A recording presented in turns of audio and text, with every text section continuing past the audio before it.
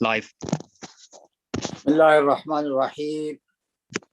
Wassalatu wassalamu ala nabiyyina Muhammad wa ala alihi wa sahbihi ajma'in. Welcome to our Tafsir lesson. Tafsir of Surah Al-Baqarah. And in this session, we are going to read from ayah number 97. أعوذ بالله من الشيطان الرجيم بسم الله الرحمن الرحيم قل من كان عدوا لجبريل فإنه نزله على قلبك بإذن الله مصدقا لما بين يديه وهدى وبشرى للمؤمنين. Whoever is an enemy to Jibreel or Gabriel, for he brings down the revelation to thy heart by Allah's will, the confirmation of what went before, and guidance and glad tidings for those who believe. So that is the first ayah in today's lesson. Jibreel, who is angel Jibreel. Jibreel in the languages of Al-Hijaz, it is called Jibreel. And according to some other, it is pronounced as Jabreel. And in the language of the tribe of Qais and Tamim, it is Jabraeel. And that is made of two words, Jabr, which means power, and power are the slave, and Eel, which is Allah, that is in Hebrew, so it becomes, the meaning is Abdullah, the slave of Allah. قُلْ مَنْ كَانَ عَدُوًّا لِجِبْرِيلَ. Say to those people who are enemy to Jibreel, فَإِنَّهُ نَزَّلَهُ عَلَىٰ قَلْبِكَ بِإِذْنِ اللَّهِ, that Allah subhanahu wa ta'ala made him reveal that revelation with the permission of Allah, مُصَدِّقًا لِمَا بَيْنَ يَدَيْهِ, which is a confirmation of all what went before, وَهُدًى وَبُشْرَى لِلْمُؤْمِنِينَ, and guidance and glad tidings for those who believe. Now the context is Al-Yahud. And we have discussed in the last lesson one of their saying that if you think that the house of hereafter is only for you beside all other people, then why not you wish for death? Because death is the bridge. Once you cross it, you come to the other end. So if you really are interested and saying that this is only for you, then why not wish to go there? In kuntum sadiqin, if you are true in your saying, وَلَنْ يَتَمَنَّوْهُ أَبَدًا بِمَا قَدَّمَتْ أَيْدِيهِمْ وَاللَّهُ عَلِيمٌ بِالظَّالِمِينَ, and they are not going to wish it, never ever, because of all the earnings of their hands. And then the other charge which has been made here as well, وَلَا تَجِدَنَّهُمْ أَحْرَصَ النَّاسِ عَلَى حَيَاةٍ, that you will find them very, very greedy to the worldly life. Now here comes another of their character, that they are enemy to Jibreel alayhis salam. Why they were enemy to Jibreel alayhis salam? They used to say that Jibreel brings us disaster. In their history, for example, Jibreel has given the interpretation of a dream of Daniel, that is in Bible, and he gave the interpretation that this dream means the destruction of Urushalim or Jerusalem, and of course that was not pleasing to them. In the very same way, they see Jibreel even during the times of the Prophet ﷺ, when they have seen that he brings guidance to him, and he is the one who brings answers for all their questions. So this is a type of enmity which is found among them. For example, Abdullah ibn Salam, who was a Muslim from Jewish community in Al-Madinah, he asked 3 questions to the Prophet ﷺ, that what is the first sign of the last hour, and what is the first food which is given to the people of Al-Jannah when they enter into it, and what makes a child resemble either his father or his mother. And the Prophet said, Jibreel told me just now, and then he gave the answer. So that was the main purpose or the main reason for their enmity for Jibreel alayhi salam. So you can say that this type of thing was found later in the Muslim Ummah, one of the factions of the Muslim Ummah, as Mujaddid al-Thani, the great reviver, the one who revived the deen at the first millennium of Hijrah. They also used to say that Jibreel got some doubt and an error in bringing the revelation. Instead of bringing it to Sayyidina Ali, he brought it to Sayyidina Muhammad sallallahu alaihi wasallam. So, and that is a false thing, totally a false thing. But people have said it, which shows that how people attribute to Jibreel alayhi salam errors and mistakes. So this is the answer from Allah subhanahu wa ta'ala, that Jibreel brings whatever he brings to your heart with the permission of Allah subhanahu wa ta'ala. And then the next ayah, let us take 98. Man kana aduwan lillahi wa malaikatihi wa rusulihi wa Jibreel wa Mikaala fa inna Allah aduwwun lil kafirin. Whoever is an enemy to Allah and his angels and messengers, to Jibreel and Mikael, lo, Allah is an enemy to those who reject faith.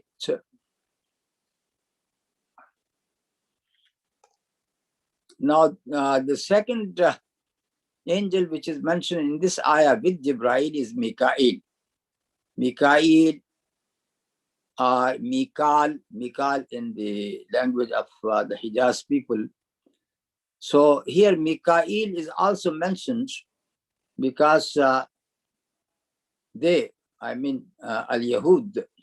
they thought that Mikael is very compassionate to them, very sympathetic with them. So the answer is not only Mikael, even Jibreel. Both are mentioned here, that any person who is an enemy to Allah and his angels and his messengers and Jibreel and Mikael, فَإِنَّ اللَّهَ عَدُوٌّ لِلْكَافِرِينَ. So Allah subhanahu wa ta'ala is an enemy to all who reject the faith. وَلَقَدْ أَنزَلْنَا إِلَيْكَ آيَاتٍ بَيِّنَاتٍ وَمَا يَكْفُرُ بِهَا إِلَّا الْفَاسِقُونَ. 99, verse 99. We have sent down to thee manifest signs, and none reject them but those who are perverse. So the word here, وَمَا يَكْفُرُ بِهَا إِلَّا الْفَاسِقُونَ. Fasiqun, this is coming from fasaqa. Fasaqa, which is to rebel or to come out of the obedience. So this obedience, either if it is of a very minor nature or a major nature, for both the word fasaqa is used. For example, in Surah Al-Kahf, Allah subhanahu wa ta'ala said about Iblis, kana min al-jinn fa fasaqa an amri rabbihi. When he did not prostrate to Sayyidina Adam alayhi salam, he was from among the jinn, fa fasaqa an amri rabbihi. Then he came out of the commandments of the Lord. Verse number 100.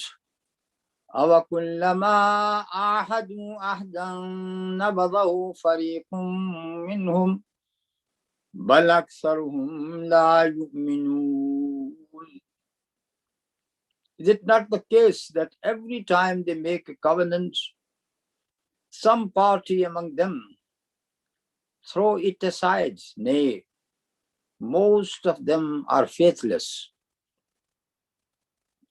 أَوَكُلَّمَا عَاهَدُوا عَهْدًا نَبَذَهُ فَرِيقٌ مِّنْهُمْ. Whenever they make ahad, as we said last time as well, that Tawrat is, what is Tawrat? There are so many pledges, so many covenants which are given to Bani Israeel. So this is why it is known as Old Testament. So here there is a confirmation of that fact. وَكُلَّمَا عَاهَدُوا أَهْدًا نَبَذَهُ فَرِيقٌ مِّنْهُمْ. Every time they make a pledge, some of them is going to come out of it, rebel against it. But أَكْثَرُهُمْ لَا يُؤْمِنُونَ. The reality is that the most of them, they don't believe. Verse number 101. وَلَمَّا جَاءَهُمْ رَسُولٌ مِّنْ عِنْدِ اللَّهِ مُصَدِّقٌ لِمَا مَعَهُمْ نَبَذَ فَرِيقٌ مِّنَ الَّذِينَ أُوتُوا الْكِتَابَ كِتَابَ اللَّهِ وَرَاءَ ظُهُورِهِمْ كَأَنَّهُمْ لَا يَعْلَمُونَ. And when there came to them a messenger from Allah, confirming what was with them, a party of the people of the book threw away the book of Allah behind their backs, as if it had been something they did not know. Of course, this is about the time of our Prophet Muhammad sallallahu alaihi wasallam. Why the Jews were there in Al-Madinah? Why? Because they knew that the last prophet, who is going to be a great helper to them,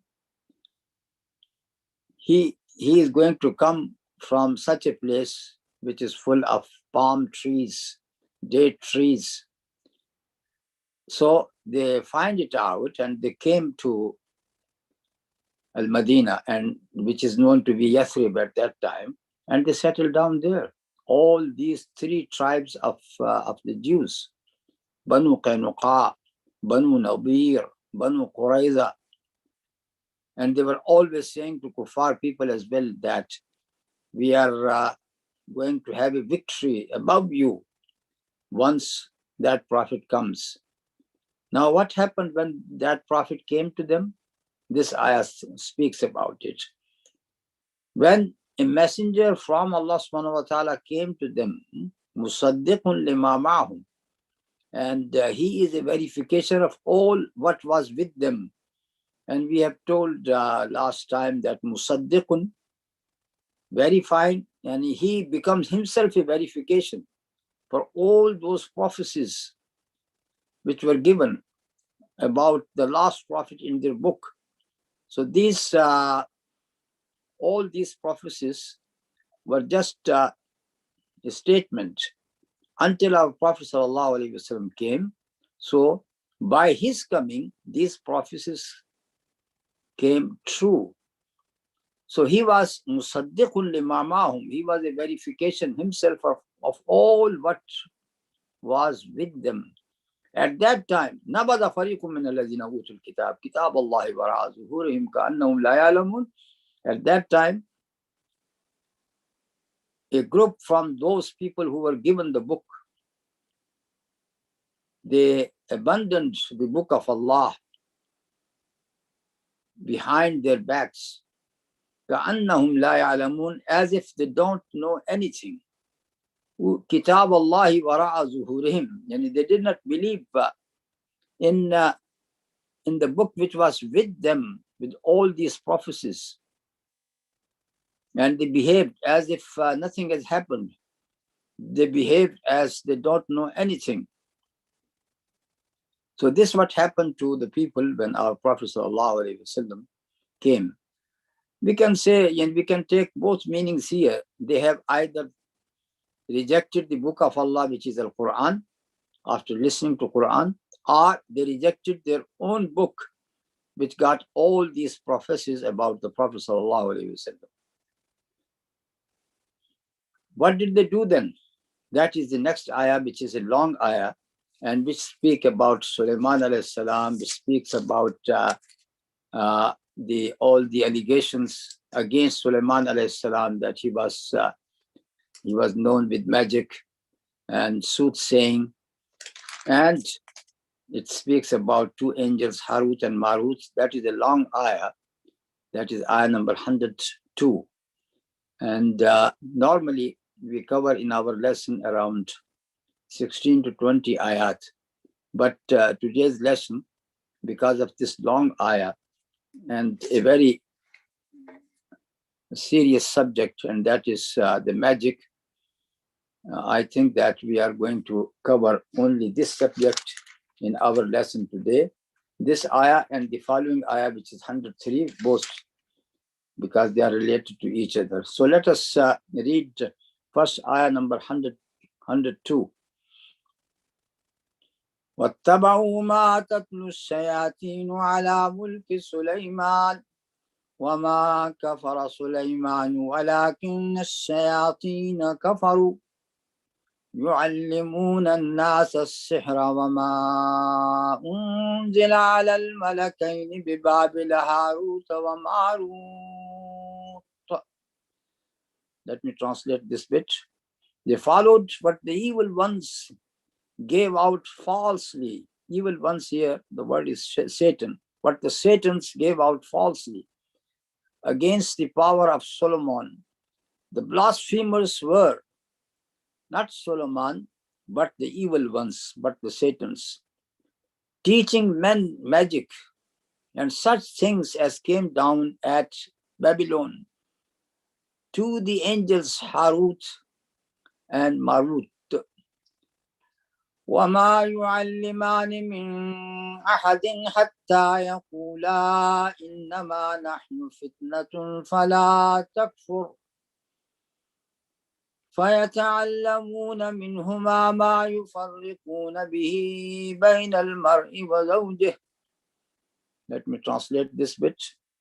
But neither of these taught anyone such things without saying, we are only for trial, so do not blaspheme. They learn from them the means to sow discord between man and his wife. وَمَا هُمْ بِالضَّارِّينَ بِهِ مِنْ أَحَدٍ إِلَّا بِإِذْنِ اللَّهِ. But they could not thus harm anyone except by Allah's permission. وَيَتَعَلَّمُونَ مَا يَضُرُّهُمْ وَلَا يَنْفَعُهُمْ. And they learned what harmed them, not what profited them. وَلَقَدْ عَلِمُوا لَمَنِ اشْتَرَاهُ مَا لَهُ فِي الْآخِرَةِ مِنْ خَلَاقٍ. And they knew that the buyers of magic would have no share in the happiness of the hereafter. وَلَبِئْسَ مَا شَرَوْا بِهِ أَنفُسَهُمْ لَوْ كَانُوا يَعْلَمُونَ. No share in the happiness of the hereafter, and vile was the price for which they did sell their souls, if they but knew. And let us take 103 as well. وَلَوْ أَنَّهُمْ آمَنُوا وَاتَّقَوْا لَمَثُوبَةٌ مِّنْ عِنْدِ اللَّهِ خَيْرٌ لَوْ كَانُوا يَعْلَمُونَ. If they had kept their faiths and guarded themselves from evil, far better had been the reward from the Lord, if they but knew. So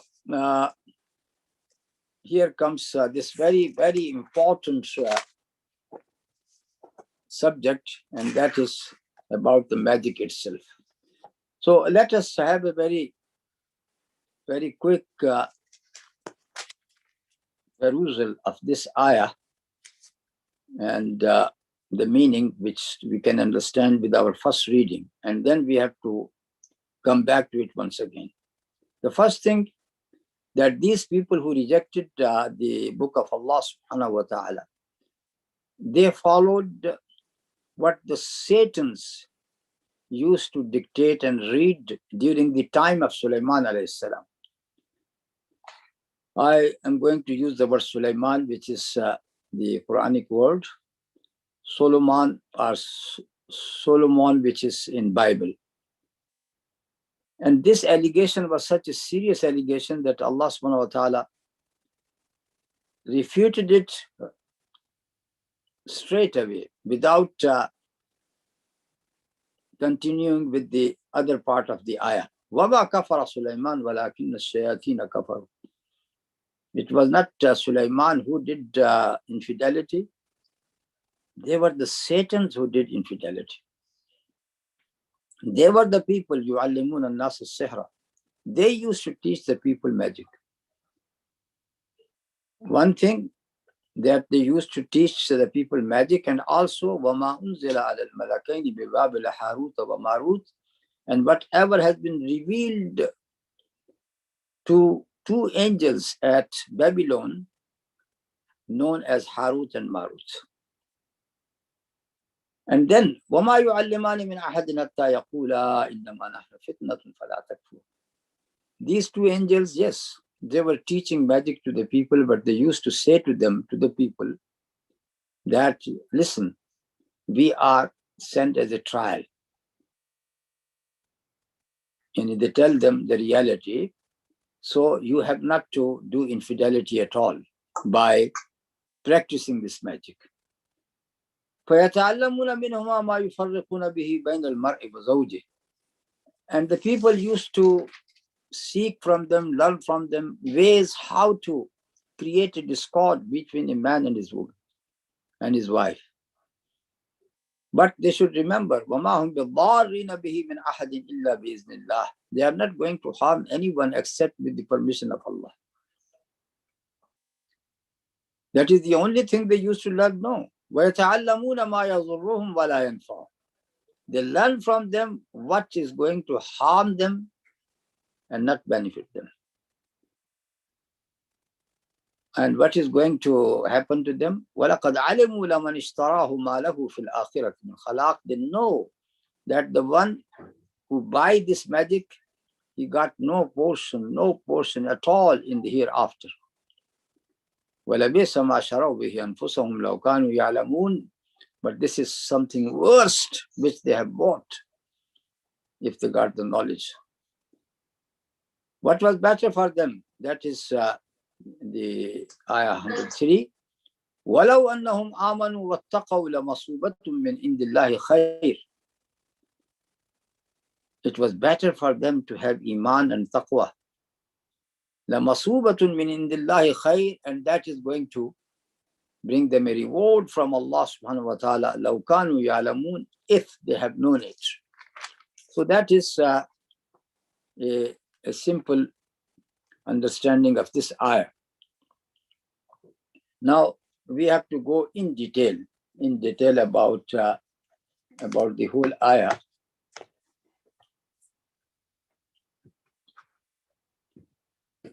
This allegation, the allegation that they used to follow what Satan dictated to them during the time of Sulaymaan alayhi salam.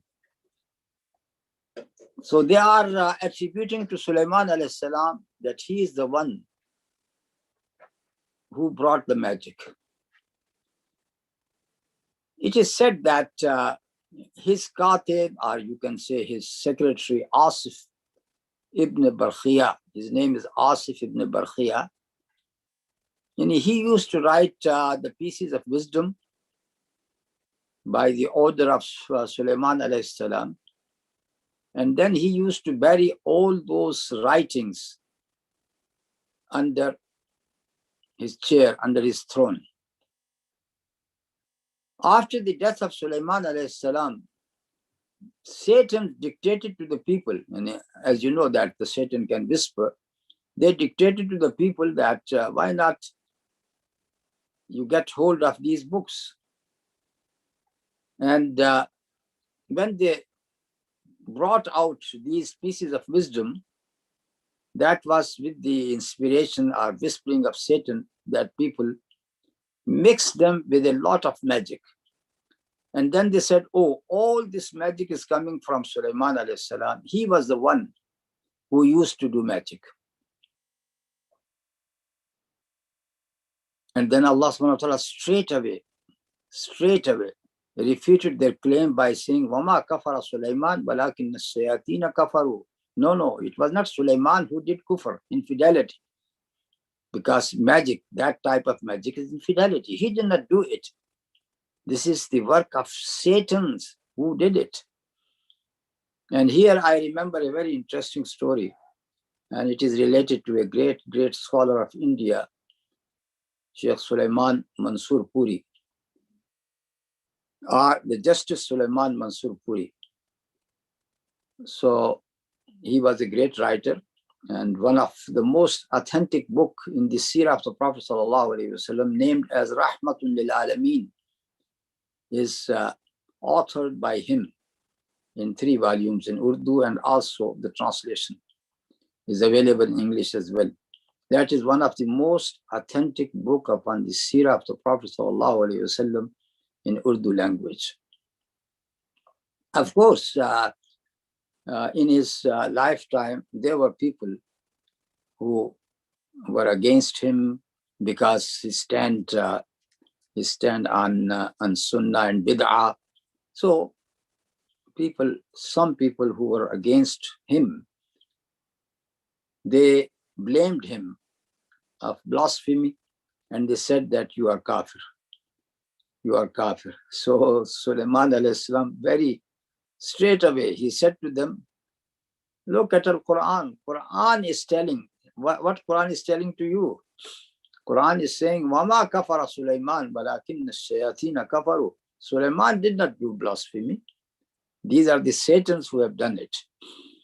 So anyhow, this is known to be a piece of intelligence to use this verse just to keep them quiet. Now, what happened after the death of Sulaymaan alayhi salam, who ruled from 973 BC to 933 BC for 40 years? After that, his son Rahba'am took over. So he was the successor to Sulaymaan alayhi salam for his kingdom. Now there was another person who was the free slave of Sulaymaan alayhi salam. His name is Yarba'am. In Bible, they always add J before that, Jeroboam. He came with some of his supporters, and he said to Rahba'am, the son of Sulaymaan alayhi salam, that your father was very, very hard upon us. And he used to ask us so many things to do. Why not you give us some relief? So Sayyidina, the son of Sulaymaan, Rahba'am, gave him 3 days to answer them. Now he consulted the elder ones among his courtiers. They advised him that be soft to these people and accept some of their sayings or some of what they are demanding. But the young one among his courtiers, they said, no, you have to handle them with an iron fist. So after 3 days, when they came, Rahba'am said to them, listen, if my father was disciplining you with whips, means flogging, then I am going to discipline you with scorpions. That was a very hard reply to them. So this is how that person who is known to be Yarba'am, he went away and he established his kingdom separate from the kingdom of Sulaymaan alayhi salam. The kingdom of Sulaymaan remained as Judea with the capital Jerusalem. And the other person, Yerba'am, he established his kingdom in the name of Israel with the capital Samirah, which is now known as Nablus in Palestine.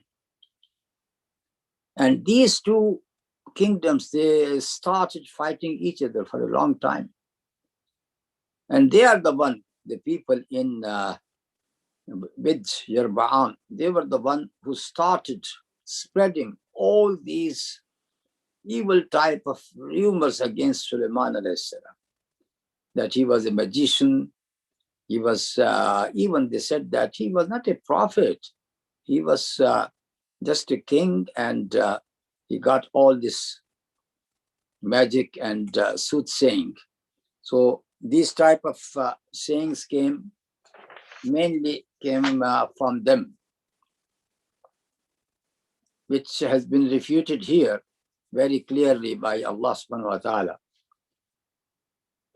So you might have heard the word Naqsh Sulaymaan. In Urdu, we say Naqsh Sulaymani, the impression of Sulaymaan, and it is still known with the believers, with the Muslims, that they have some writings in a paper, and they say it is the impression of Sulaymaan alayhi salam, and they use it as a ruqya or as a amulet. So it means that it is later, it has been adopted by so many people. Even the people in Arabia, just the early Muslims, when they migrated from Makkah to Al-Madinah to Yathrib, they discovered that the migrant people, no child is born to them at all. So they said, oh, it seems to be a magic, a spell from Al-Yahud of Al-Madinah. But the good news came when the first child among the immigrants were born, and he was Abdullah bin al-Zubayr, Abdullah bin Zubayr ibn al-Awwam. So, and the mother is Asma. So at that time, all of them, they became very, very happy and with a good mood, because the first child was born to the immigrants. So this magic which they attribute to Sulaymaan alayhi salam, Bible itself say very clearly in Leviticus chapter 20 that if this type of magic is found in a man or a woman, then what is the punishment? They say very clearly that this person is to be killed by stones. So it means that it was not acceptable even in Judaism. Here, when we read Al-Quran, especially in the story of Sayyidina Musa alayhi salam, when his staff turned into a snake or a python, and in many verses of Al-Quran, this incident has been mentioned in different ways. So by reading Al-Quran and by reading the hadith of the Prophet ﷺ, we can say that there are three ways of the magic which are used by the magicians. The magicians, you can say magicians, the soothsayers, or the spells which they use, the charms which they create. So the first one is that they try to impress a weak person, normally the children and the woman. The person who is weak in his nature, they can impress him in such a way that this person is totally under their spell. And this is what this Quranic ayah says. Saharu a'yun al-nasi wastarhabuhum. They have made a magic upon the eyes of the people and made them frightened. That is the first type. The second type is to use some material things like mercury, like oil, and by this they can show some type of magic. And about that, Allah subhanahu wa ta'ala is saying, "Innama sanau kaidu sahirin," whatever they have done. The word sanau, whatever they have done, it is just a planning or plotting of a magician. And the third type is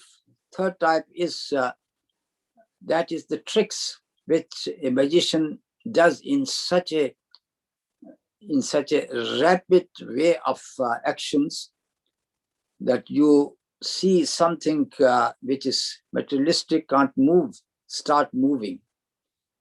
And about that, Allah subhanahu wa ta'ala said, يُخَيَّلُ إِلَيْهِ مِنْ سِحْرِهِمْ أَنَّهَا تَسْعَى. It appears to them because of their magic that it is running, that these ropes were running just like snakes. The punishment of the magic is in Islam is same like the Judaism, that they are to be killed. But according to Imam Malik and also Imam Abu Hanifa rahmatullahi alayhima, they say that you have to see to the magic itself. If that magic has ended up in a murder, for example, then of course the person is going to be given this capital punishment. Otherwise, if it is just tricks or very speedy movements of the hands and eyes, then it is to be treated as a trick only. So that was about the magic itself, and we are going to say a few more things about the magic. The next thing is, these people, they followed what has been revealed to the two angels at Babylon, who are known as Harut and Marut. Here, there are there is to be understood. What does it mean? وَمَا أُنزِلَ, whatever has been revealed. Because normally in Al-Quran, that is this word unzila, to bring down, something to bring down. Either it has been used for revelation, for Quran, for Tawrat, for Injil, or it is used for the rain, even for the iron. وَأَنزَلْنَا الْحَدِيدَ فِيهِ بَأْسٌ شَدِيدٌ. So how could we say that this magic has been revealed to the two angels? So this is the first word to be understood. وَمَا أُنزِلَ عَلَى الْمَلَكَيْنِ. The second is, who were these two angels, Harut and Marut? Let us, first of all, let us say that Harut and Marut. Harut is an Arabic form of Haruka, because all this story belongs to the people of Chaldea, which means in Iraq. That was the name of the moon god with them. And the word Marut was an Arabic form of Marduk or Mardukh, which is the name of the Venus or the Venus god. They used to say that these two names were names of two very, very pious persons, and after their deaths, they have been raised to the heaven.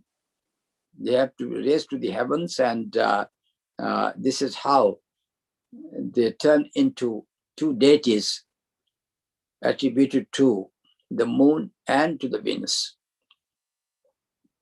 Anyhow, this is all Israelites, means the narrations which are coming from Bani Israeel sources.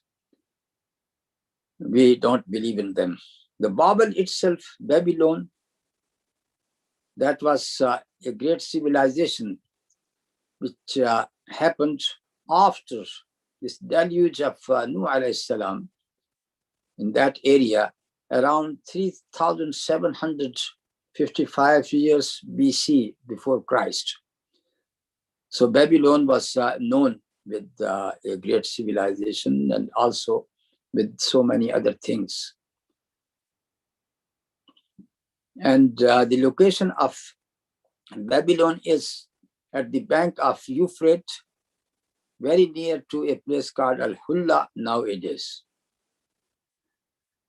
Now these two angels who are now in Al-Quran, we see them as Harut and Marut, and Quran is saying that these people, they started following what has been revealed to these two angels who came to Babel, and people knew them that they are teaching the magic. This question has been a great point for all Mufassirin to think that how, if they are angels coming from Allah subhanahu wa ta'ala, why should they teach magic? Why Allah subhanahu wa ta'ala is going to reveal magic to them? So that was the main questions. The best explanation is, we understand it from their own words when they used to say to the people, "Innama nahnu fitnatun fala takfur." We have been sent as a fitna. Fitna is a trial, and trial with temptations. Fala takfur, you don't do infidelity at all. It is just like a doctor of medicine, and he himself, he has learned all about the medicine itself, how they become healthy and how they become also destructive.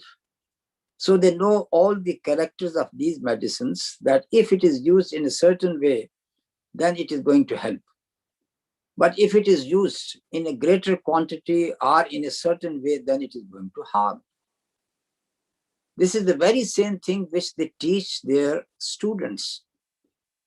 So they are teaching them and telling them that, look, these are the medicines.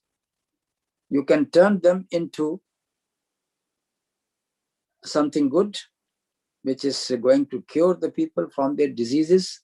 And you can always, you can turn them into a poison, which is going to destroy them. So that was the best view, that these two angels, Allah subhanahu wa ta'ala has given them knowledge which can be used in good ways and also in bad ways as well. Even when I was reading these ayat, my attention goes back to that ayat of beginning of Surah Al-Imran. هو الذي أنزل عليك الكتاب منه آيات محكمات هن أم الكتاب وأخر متشابهات. Allah subhanahu wa ta'ala has revealed the book in which there are ayat which are muhkamat, which are the principal ayat, the solid ayats, the fundamental ayat. And there are other which got ishtibah in it. There is some elements of doubt into it. So those people, فَأَمَّا الَّذِينَ فِي قُلُوبِهِمْ زَيْغٌ فَيَتَّبِعُونَ مَا تَشَابَهَ مِنْهُ ابْتِغَاءَ الْفِتْنَةِ وَابْتِغَاءَ تَأْوِيلِهِ. Those people who got in their own hearts something wrong, they are the one who try to follow it, seeking fitnah. So this ayah helped me a lot to understand this ayah, that whatever was revealed to these two angels, that was something which you can say, and some type of treatment or some type of sayings which got double or opposite type of effect into it. You can benefit out of it, the other people, or you can harm them as well. Let me mention another example. Yes, the doctors, in the treatment, they know how to abort the child as well, if it is needed. But they are going to say to the student, man, you should not do that. You should not do that, the abortion of a child, because it is a murder, it is a killing, except in a very exceptional time when it is needed. And of course, you need the medical advice from the senior doctors, whether you can do it or not. So the children or the students, they are going to learn about it, but they are also warned not to do it because it is going to create a greater harm. So that is the very, very same concept which we can understand from this story. وَمَا أُنزِلَ عَلَى الْمَلَكَيْنِ بِبَابِلَ حَارُوتَ وَمَارُوتَ. Whatever was revealed to two angels at Babylon, Harut and Marut, and they used to say very, very clearly to the people, وَمَا يُعَلِّمَانِ مِنْ أَحَدٍ حَتَّى يَقُولَا إِنَّمَا نَحْنُ فِتْنَةٌ فَلَا تَكْفُرْ. They don't teach any person all these things, but they used to say to him, to those people, إِنَّمَا نَحْنُ فِتْنَةٌ. We are a trial, we are sent as a trial. فَلَا تَكْفُرْ. So don't do blasphemy. The very same thing could be said about a police inspector who wants to learn about the ways of the criminals, how they do the crimes. Then he teaches them to the other police members, to his own force. Does it mean that he is telling them something wrong? No. He is just telling them to warn them that these are the ways of the criminals. You must not do them, but you can detect the criminals by such knowledge. Now, what they have been learning, two things are mentioned here. فَيَتَعَلَّمُونَ مِنْهُمَا مَا يُفَرِّقُونَ بِهِ بَيْنَ الْمَرْءِ وَزَوْجِهِ. First thing, how to create a discord between a man and a woman. You see, the first thing which is mentioned here, among all the evil which they learn, that is to create a fitna between a man and his wife. So it means this is such a serious thing, to destroy a family, to create a discord between a man and his wife. Such a serious thing that this is the first thing which the Satans are going to do. And this is also supported by this famous hadith that the Satan sits upon his throne and then he asks his agents, the other Satans, now tell me what we have done today. Every one of them is going to bring some story. I did this, I did this, I did this. And the Satan or Iblis is not pleased until someone says that I saw a man and a woman living happily, but I whispered to them in such a way that they became enemy to each other.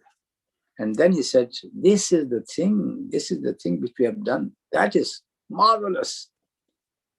So that is a satanic work to create hatred and enmity between a man and his wife. And then it is also made very clear in these ayats, وَمَا هُمْ بِضَارِّينَ بِهِ مِنْ أَحَدٍ إِلَّا بِإِذْنِ اللَّهِ. Now these teachings which are given to Harut and Marut, here should comes our belief that nothing happens in this universe except with the permission of Allah subhanahu wa ta'ala. There are things even in our eyes which happen. People die in an accident. Do they die without the permission of Allah, without the will of Allah? Of course not. That is with the wish of Allah subhanahu wa ta'ala, with the will of Allah subhanahu wa ta'ala. In the very same way, if there is anything devilish which is happening in the society, still with the will of Allah subhanahu wa ta'ala. But we have to differentiate between al-irada al-shar'iyya and al-irada al-kawniyya. Al-irada al-kawniyya means that whatever Allah subhanahu wa ta'ala wanted to happen in this universe, that is going to happen. But it does not mean that He wants you to do such evil things. You should avoid it. Allah subhanahu wa ta'ala wanted you to become a believer, but He does not want from you to become a non-believer. So that is His irada shar'iyya, that what His shara, His sharia wants. But there are those people who are non-believers, atheists. So it is irada kawniyya, that whatever universally He wanted is going to happen. And then وَيَتَعَلَّمُونَ مَا يَضُرُّهُمْ وَلَا يَنْفَعُهُم. They learn from them what harm them and does not benefit them. That is the second thing. The second thing, that these people, they used to learn different things from Harut and Marut, and among these things are so many other types of harmful activities. But main thing is ma yazurruhum wala yanfa'uhum. The magic brings harm only, no good at all. No good at all. Have you ever seen that a magician turned a person with stupidity to become intelligent? No. Have you seen a person who is a pauper, a poor person, turn into a millionaire with magic? No. وَيَتَعَلَّمُونَ مَا يَضُرُّهُمْ وَلَا يَنْفَعُهُم. And this magic which is done, that is also done through different ways. And I wanted to mention some of these ways as well, because that is also a part of our today's discussion. But I can see that time is not going to allow us. So I may have to leave it for our next lesson. So this type of different ways of magic, including to make a jinn subject to you, which is known in Arabic as taskhirul jinn. Because most of the magicians, the big magicians, who will make a person fly in the air, who will throw a person from one place to another place 1,000 miles away. These types of things are not done with tricks only. No, it can't be. They have to use the jinn for that purpose. And that is what I want to explain in our next lesson, that how it is done. And mainly I have benefited from a book by one of, you can say, one of a research scholar, you can say. His name is Habibur Rahman Ilahi Halabi. He was a dentist in Karachi, Pakistan. And he wrote this book. In Urdu, it is called Jadoo Ki Haqiqat, the reality about the magic itself. His son, who is Arif Halabi, now he is the president of Pakistan.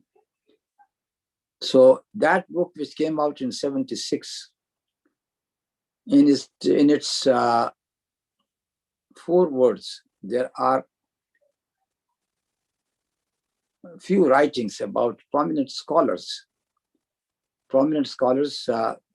giving good remarks about the compilation of this book. They have also said that we don't agree with all the contents of the book, but most of what is mentioned about the magic by Habibur Rahman Ilahi Alavi, that is true. And among those writings of confirmation, is the writing of my father, Shaykh Suhaib Hasan as well. And another note is by the famous scholar who was my colleague as well in Al-Madinah, Shaykh Ihsan alayhis, and also some other scholars from Pakistan, because he has explored a lot the idea of Al-Qareen. Al-Qareen, the comrade or the company, about which the Prophet ﷺ has said that whenever a person is born, his Qareen is also born with him. Qareen means his companions who remains with him from the jinn. And this Qareen is the one who tries to dictate him to the evil. Then he was asked this question, O Prophet of Allah, O Messenger of Allah, even you, have you got that Qareen? So the reply of the Prophet ﷺ was, yes, I got a Qareen as well. Illa annahu aslama, fala ya'muruni illa bi khair. But the reality is that he has surrendered to me and he only dictates to me what is good. You see that this Qareen is mentioned seven times in the Quran. And in most places, وَقَالَ قَرِينُهُ هَذَا مَا لَدَيَّ عَتِيدٌ وَمَنْ يَعْشُ عَنْ ذِكْرِ الرَّحْمَنِ نُقَيِّضْ لَهُ شَيْطَانًا فَهُوَ لَهُ قَرِينٌ. The person who deviates from our paths or who becomes blind, وَمَنْ يَعْشُ عَنْ ذِكْرِ الرَّحْمَنِ, who becomes blind to the reminders from us, we bring for him a comrade,